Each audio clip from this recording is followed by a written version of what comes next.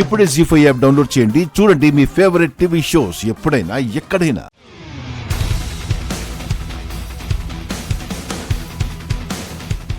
నమస్తే మేడం. నమస్తే. దక్షిణామూర్తి గారిని కలవమన్నాను. కలిశాను మేడం. ఇదిగో ఈ ఫైల్ ఇమ్మన్నారు. ఇవ్వండి.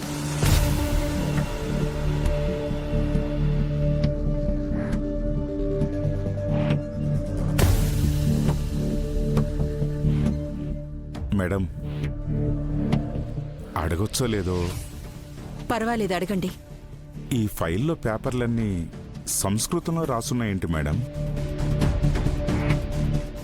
ఇది బిజినెస్ కి సంబంధించిన ఫైల్ కాదు. నువ్వు నమ్మకస్తుడువని నీకిమ్మని మూర్తి గారికి చెప్పాను. నా మీద మీకున్న నమ్మకానికి థ్యాంక్స్ మేడం. ఆధ్యాత్మిక విషయాల గురించి తెలుసుకోవటం నాకు చాలా ఆసక్తి. ఆ పేపర్లను చూస్తే దేవుళ్లకు సంబంధించినట్టున్నాయి. ఫైల్ తీసుకొని రమ్మన్నప్పుడు దాన్ని తెరిచి చూడకూడదు. Sorry madam. నువ్వు చూసినా అర్థం కాలేదు. నేను చెప్పకపోతే ఇది దేనికి సంబంధించిందై ఉంటుందా అన్న సందిగ్ధంలో పడిపోతావు. అవును మేడం. ఇది మా పూర్వీకుల ఆస్తులు, ఆలయాలకు సంబంధించినది. ధర్మాన్ని కాపాడడం కోసం తరతరాలుగా బాధ్యతను స్వీకరించటం మా అలవాటు. ఆస్తుల్ని ఆశయాలకు ముడిపెట్టడం ఏంటి మేడం? మా అలవాట్ల గురించి పొరపాటున కూడా ఆలోచించకు. ఇక్కడితో వదిలే, లేదంటే మనసు పాడవుతుంది. అర్థమైంది మేడం. విన్నావా మమ్మీ? నేను కళ్ళారా చూశాను కూడా. అంటే అప్పుడు నువ్వు అక్కడే ఉన్నావా? రే, గాయత్రక్క దగ్గర నేను సెక్రటరీనైతే గజగండ అకౌంటెంట్గా పనిచేసేవాడు.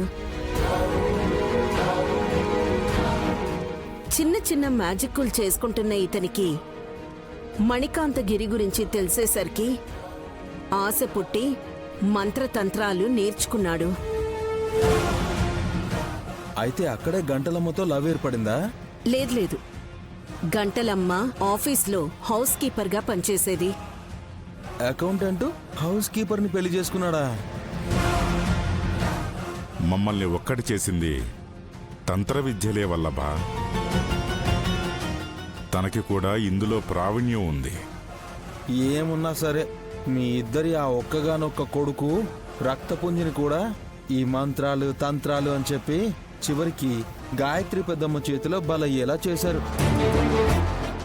ప్రతీకారం తీర్చుకోవాలని నేను ప్రయత్నిస్తున్నాను. గాయత్రి పాప అడ్డు తగులుతోంది గజగండ. ఆ పిల్లనే ఎత్తుకొచ్చేస్తే ఏం చెయ్యాలో అదే చేస్తాను. కిడ్నాప్ చేస్తారా? మీ ఇష్టం వచ్చినట్టు చేసుకోండి, మన కడ్డుండకూడదు. మెయిన్ డోర్ ఎందుకు వేసి పెట్టారు? దొంగలొస్తారేమో అని. వచ్చారుగా. ఏయ్, అదే అత్తయ్య మా ఆయన. ఇంకా దొంగలెక్కడి నుంచి వస్తారు అంటున్నా. గజగండ ఎవరి రూపంలో వస్తాడో అన్న భయంతో తలుపులేసి బాబాయిని కాపలాగా పెట్టింది పిన్ని. అందరూ ఇంట్లోనే ఉంటే బయట నుంచి ఎలా వస్తాడు? బావగారు అత్తయ్య కూడా బయటకు వెళ్లకుండా ఉంటే బాగుంటుంది. ఇది మరీ బాగుంది. ఇంట్లోనే పడుండాలంటే చాలా కష్టం. అయినా మాకేమైనా చేతులు పడిపోయాయా, కాళ్ళు పడిపోయాయా? అవి పోతే బావున్ను అని మీరు అనుకుంటున్నారా? చెప్పండి, ఏదో ఒకలాగా తీయించేస్తాం. తమాషా చేసింది చాలు కానీ ఎందుకైనా మంచిది పిల్లల్ని కూడా ఒక కంట కనిపెడుతూనే ఉండండి.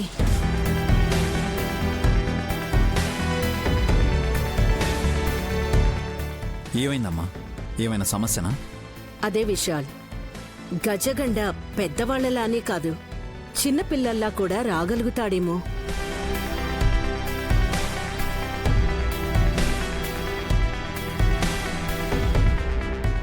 అలా వస్తే అస్సలు కనిపెట్టలేమత్తయ్యా. గాయత్రిలానో గానవిలానో వచ్చాడే అనుకోండి, తెలియక మా అక్క పాలు పట్టినా ఆశ్చర్యం లేదు.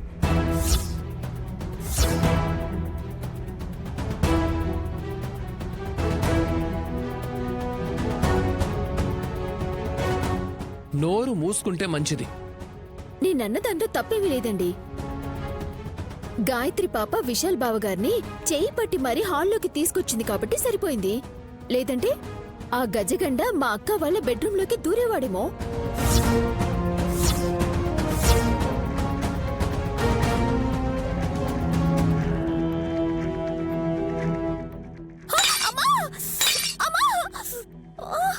చెల్లి, అయ్యో, చెల్లి, సుమనమ్మ తల్లికి ఫోటో వచ్చి తగిలిందే. చెల్లి, చెల్లి, చెల్లి, సుమన, చెల్లి, బుర్రకి బొక్క పడిందేమో చూడండి. రక్తం రాలేదు అంటే ఏం కాలేదు అనే. చెల్లి, చెల్లి ఇలా చూడు. చెల్లి, స్పృహ కోల్పోయింది వదిన. రేయ్ లేపండి. రేయ్, తను పడుకోలేదురా, మూర్ఛపోయింది. నీళ్లు కొట్టి లేపండి. అక్క నీళ్లు తీసుకురా. ఆ, సుమన? ఆ, అలాగే.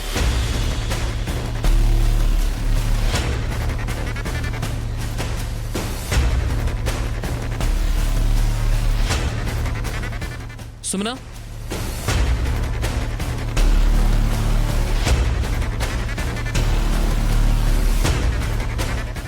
గాయత్రి, నువ్వెందుకు నీళ్ళేసావమ్మా? అవును గాయత్రి, ఇలారా.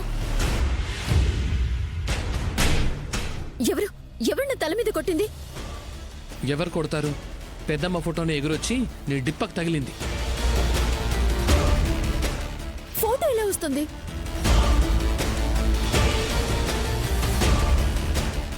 గాయత్రి వల్లనే గాయత్రక్క ఫోటో నీ మీదకొచ్చి పడింది అనుకుంటా.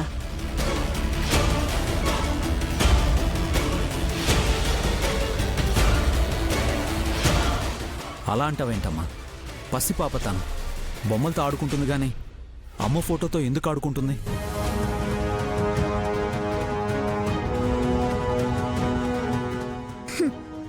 వాళ్ళమ్మని అన్నందుకు చిన్నమ్మని ఒక ఆట ఆడుకుందేమో.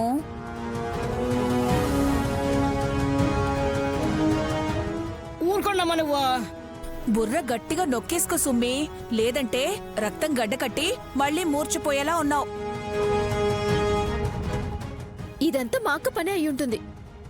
నేనేం చేశాను చెల్లి?